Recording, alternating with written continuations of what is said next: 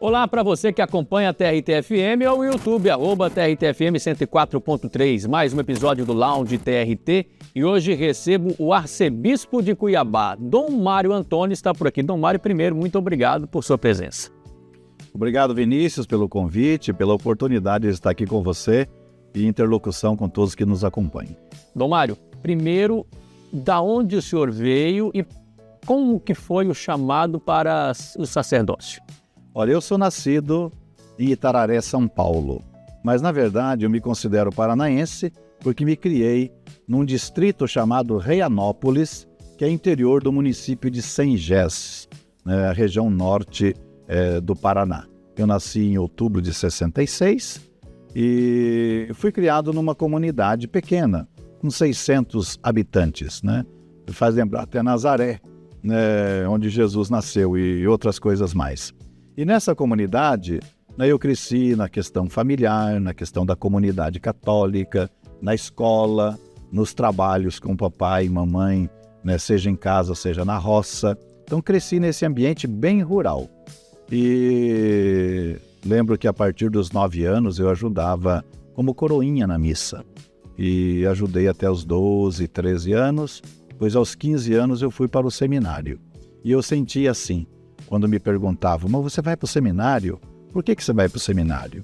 Mas eu sinto que Deus tem um chamado para mim e para servir, né? E estou identificando que é através do sacerdócio, tendo comunhão com o padre, espiritualidade na catequese.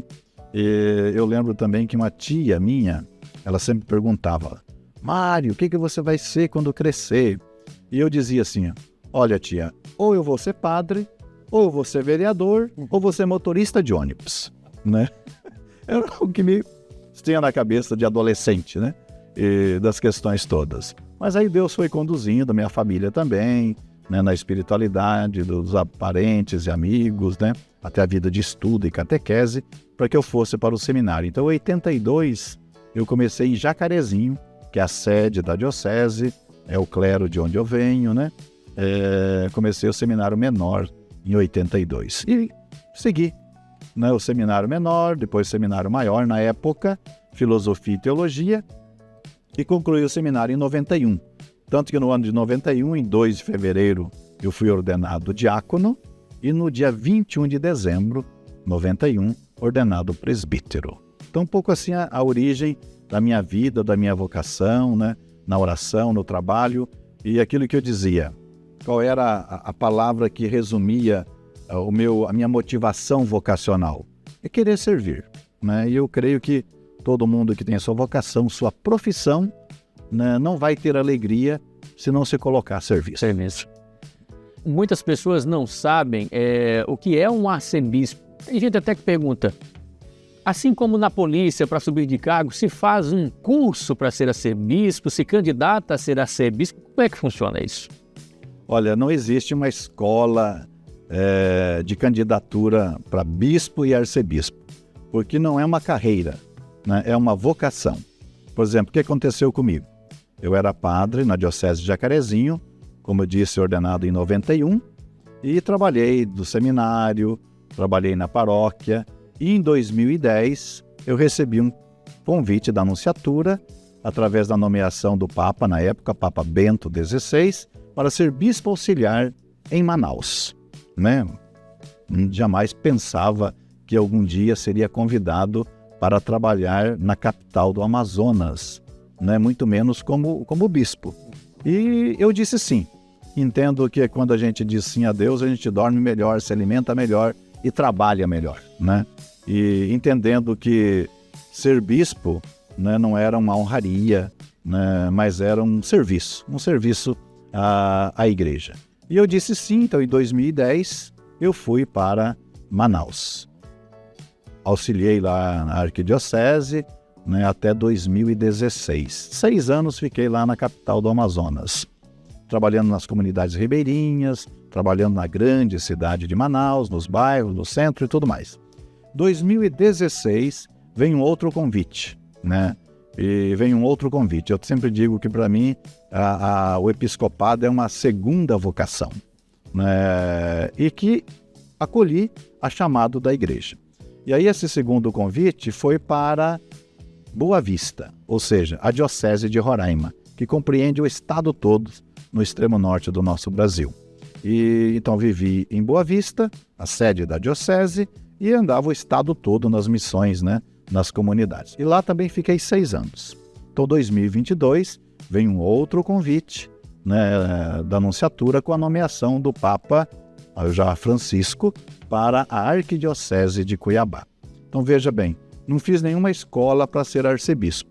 Naturalmente da minha função, da minha missão, do reconhecimento da igreja e da necessidade de nomear alguém na sucessão de Dom Milton, que já tinha completado seus 75 anos, né, que já tinha entregue o governo da diocese, esperando alguém ser nomeado na sucessão. E eu fui convidado e também disse sim para estar a serviço da igreja aqui na Arquidiocese de Cuiabá. Então veja bem, de bispo da Diocese de Roraima, eu me tornei, pela nomeação do Papa, arcebispo de Cuiabá. O arcebispo sempre toma o governo de uma arquidiocese. E aqui no nosso regional, Oeste 2, que compreende todo o Mato Grosso, né, Oeste 2 da CNBB, nós temos uma diocese só. E a diocese é uma arquidiocese.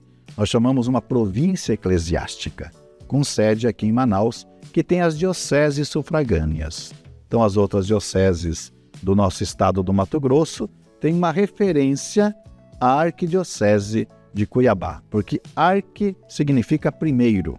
Então, arcebispo é o primeiro bispo, juntamente com os demais bispos daqui da região. O senhor citou Dom Milton, aliás, e o senhor traz o Dom Mário Antônio, que era, e antes o seu antecessor era Dom Milton Antônio, mas o senhor, infelizmente, para este corintiano que fala, me disse que o senhor não trouxe também a paixão pelo Corinthians, né, do Dom Milton. Dom Milton, como todos conhecem, tem a identidade, né, de corintiano, né? Duas coisas são marcantes aí na minha sucessão a Dom Milton. Veja bem, Milton Antônio dos Santos. É dos Santos, mas não torce para os Santos, né? Então, paciência, né? Milton Antônio dos Santos. M.A.S., as iniciais. Eu, Mário Antônio da Silva. Também as iniciais M.A.S. Né? Ao contrário de Dom Milton, não ao contrário, né? Mas diferente de Dom Milton, meu time de coração é o Santos. Mas estando aqui em Cuiabá, é o Dourado, né? O nosso time de Cuiabá. Né? Nosso Cuiabá. Mas outra questão, né? Que veja, a nossa arquidiocese, ela tem existência como igreja particular desde 1745. Então estaremos completando agora no final do ano 280 anos de igreja particular, que foi criada como diocese, né, pelo Papa Bento XIV.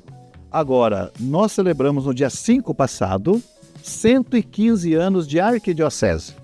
Então, desde 1910, a nossa igreja particular é a arquidiocese, que foi nomeado lá, elevado a essa categoria, pelo Papa Pio X.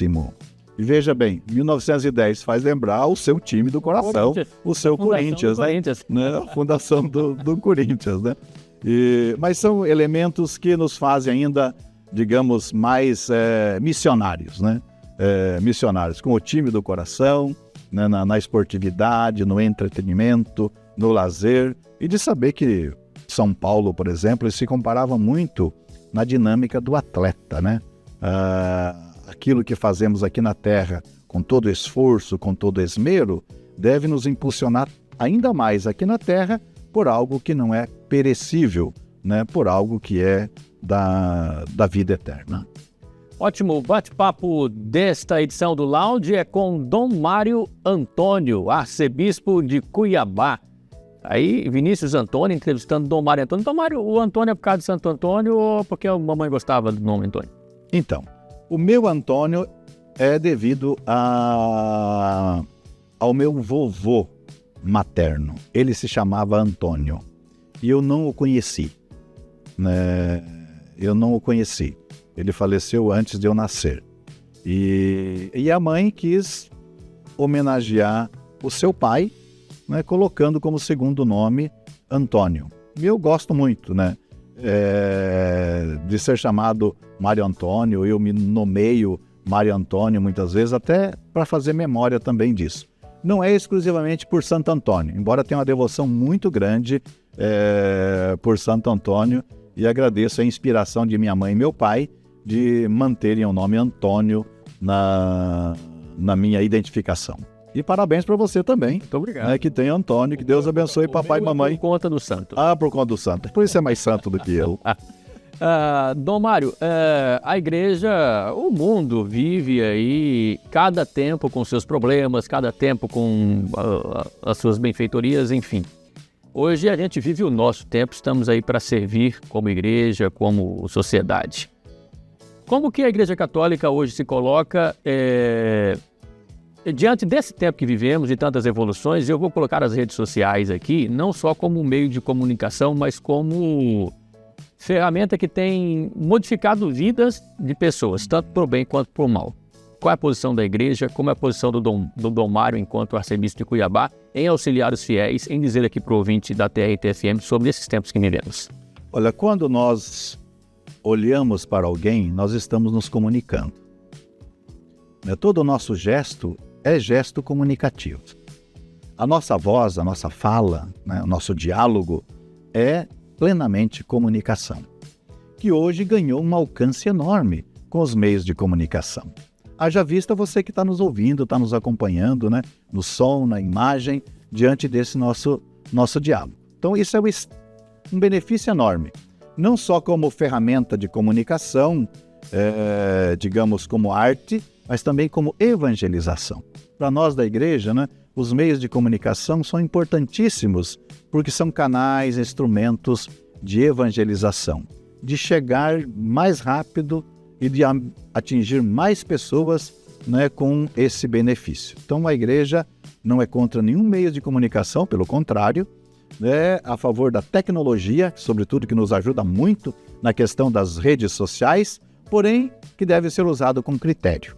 Primeiramente, em benefício da vida, contra toda e qualquer violência, que propague a justiça, inibindo todo e qualquer ato de injustiça, e que abrace a todo custo a verdade, longe de notícias falsas. Então, o grande desafio hoje é fazer uso dos meios de comunicação, com a tecnologia e com seu alcance, para o bem comum, para a construção do bem entre as pessoas. Além disso, Dom Mário, eu queria perguntar para o senhor, hoje tem muita gente, famílias reclamando que não estão mais próximos. Estão um ao lado do outro no sofá, mas cada um com o seu celular. O que o senhor pode dizer para esse nosso ouvinte agora em relação a isso? Olha, é inegável o uso do celular, do computador pessoal, às vezes até algumas famílias, algumas residências, cada um tem o seu televisor, seu monitor de televisão, lá no seu quarto, Acho que isso é um direito que deve ser administrado desde que isso não suplante o diálogo, o estar junto em família.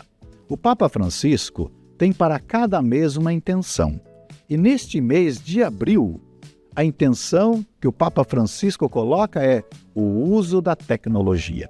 E ele é muito claro em dizer, devemos usar a tecnologia desde que ela não suplante o ser humano de olhar no rosto do outro. Até ele fala assim, tem um vídeo circulando por aí, pode até pesquisarem. Tirar um pouco mais o olho da telinha, do monitor, e olhar um pouco mais para as pessoas.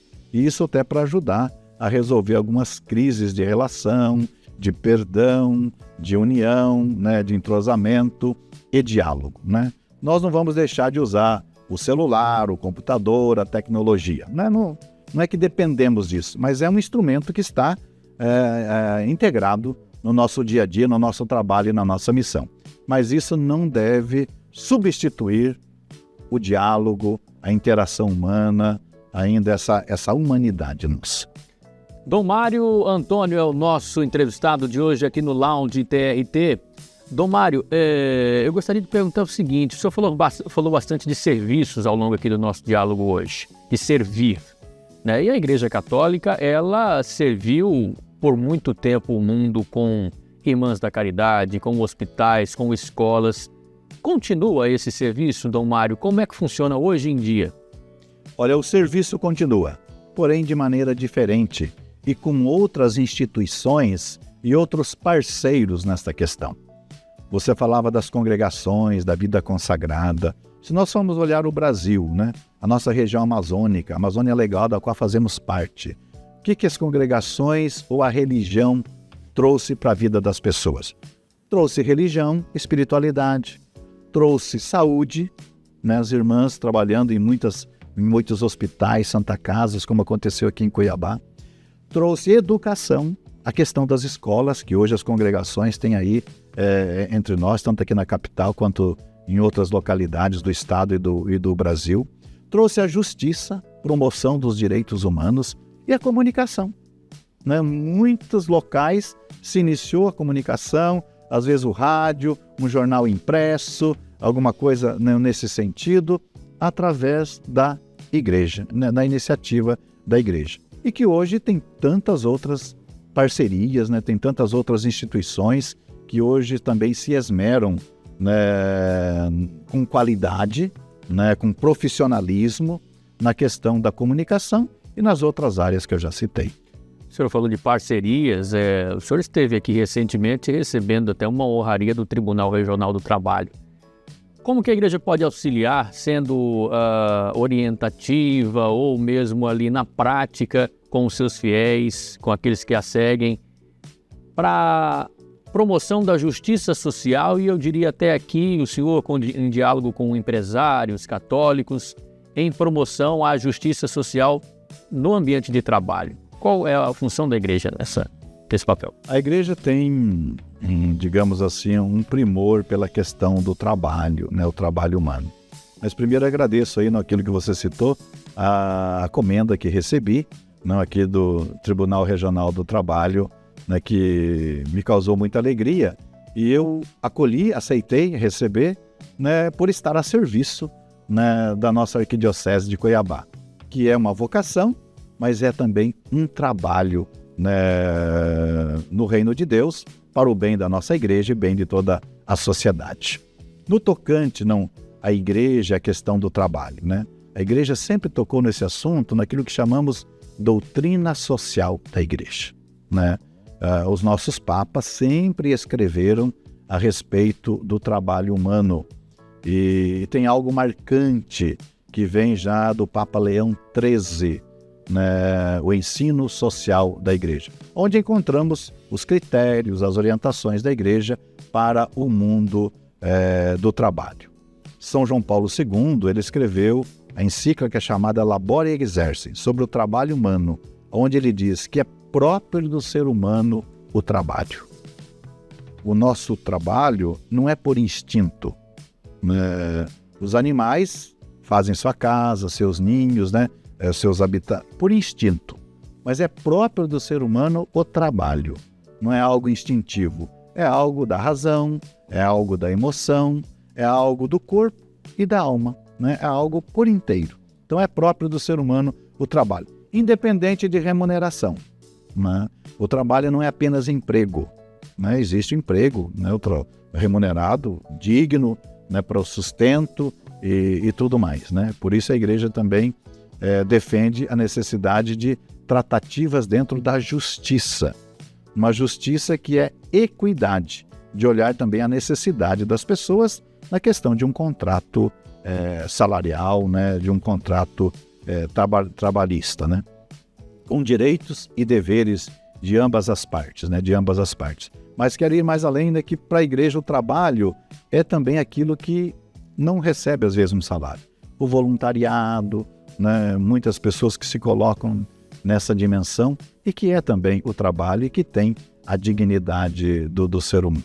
O próprio Jesus diz no Evangelho: meu Pai trabalha sempre e eu também. Então, para a igreja, o trabalho é promotor da dignidade, do sustento, do bem-estar, da harmonia, do progresso, do desenvolvimento, mas desde que não deixe ninguém para trás. Né? O trabalho não pode promover nem escravidão e nem exclusão. São duas questões que dói no nosso coração quando a gente assiste nos noticiários ou vê na realidade de alguns ambientes de trabalho onde existe escravidão e exploração. Não combina com o trabalho naquilo que defende a igreja e não combina com nenhuma mente sadia do ser humano nessas questões de uma ocupação saudável.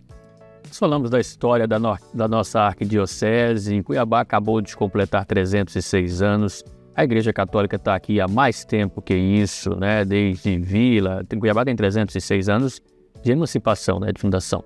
Mas a Igreja Católica provavelmente estava aqui antes. E eu queria perguntar o seguinte: como que está a relação da Igreja Católica em 2025 com a cultura cuiabana, com as festas de santo, com o povo cuiabano?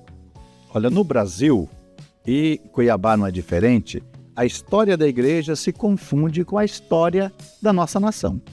Você vai estudar a história do Brasil, é como se estivesse estudando a história da igreja, com altos e baixos, né? Claro que depois da proclamação da República, muita coisa mudou, né? A autonomia da igreja, a questão do poder temporal, né? E das questões todas. Mas a gente percebe que aqui em Cuiabá ainda existem muitos elementos da cultura local, da cultura cuiabana, da maneira de ser, da maneira de estar junto, que tem algo da festa de um santo, da devoção a um santo, a uma santa, e na questão da nossa capital, já aí com a questão do Senhor Bom Jesus, aqui na própria capital também a devoção a vários santos, inclusive a São Benedito. Então a gente percebe que ainda tem muitos elementos entrelaçados, né? O desafio é fazer com que tudo isso colabore para o desenvolvimento da espiritualidade e também da sociabilidade. A festa dos santos é ocasião para unir, para reunir, e não para acumular, nem riquezas, nem dons, e nem fama, e nem sucesso. Mas é para a interação, né? A vivência do bem comum. A gente gostaria que toda a festa de nossas paróquias e comunidades, seja entre nós católicos, até envolvendo outras religiões, pudesse formar comunidade, né? E hoje, para nós, a formação de comunidade é aquilo que nos desperta para sermos discípulos missionários de Jesus, caminho, verdade e vida, pregando os valores do reino, que é paz, justiça e alegria no Espírito Santo. Voltando ao servir, a arquidiocese, o senhor falou, tem os seus serviços, os seus parceiros. E de que forma as pessoas podem auxiliar nesse serviço? Eles podem chegar, conversar com o bispo, conversar com os padres. De que forma o cidadão que está nos ouvindo hoje pode colaborar com a igreja? Olha, o cidadão, o cristão, ele, primeiramente, não é apenas um colaborador, mas ele é um integrante da igreja. Pelo batismo, nós somos integrantes da igreja, né? A comunidade é formada pelos batizados. Tanto que eu digo que nós somos um corpo. Então não cabe ao bispo fatiar o corpo, ou selecionar, não, mas fazer com que o corpo tenha um organismo funcional, né? Como é o nosso corpo aqui, né? Os movimentos, um interage com o outro. Por isso, uma maneira muito bonita de participar da vida das nossas comunidades e de maneira com protagonismo são as pastorais, os serviços, os movimentos existentes em nossas paróquias e comunidades, além das coordenações e também de conselhos que temos em cada uma das paróquias. Você que está aí nos acompanhando, se você ainda não faz parte de uma pastoral, de um serviço, de um movimento, veja lá na sua paróquia, né? Na igreja mais perto, procure verificar quais são os serviços que tem lá e naquilo que você se identificar, se prontifique, né? Que você vai ser muito feliz e fazer muitas pessoas crescerem na igual alegria do reino de Deus. Tomário, vou agradecer ao senhor pela participação aqui. Sei que a agenda do arcebispo é lotada e o senhor tirou um tempo para falar com o ouvinte da TRT-FM. Muito obrigado. Eu que agradeço, Vinícius, a oportunidade de estar aqui com você e com todos que estão nos acompanhando. E eu penso assim, o tempo do bispo é também para isso, né? Então isso me alegra e me faz, digamos assim, agradecer também a você e todos que estão nos acompanhando e que a gente caminhe juntos aí em tantas outras situações. Ótimo, mais um episódio do Lounge TRT. Na quarta-feira que vem tem mais. Muito obrigado.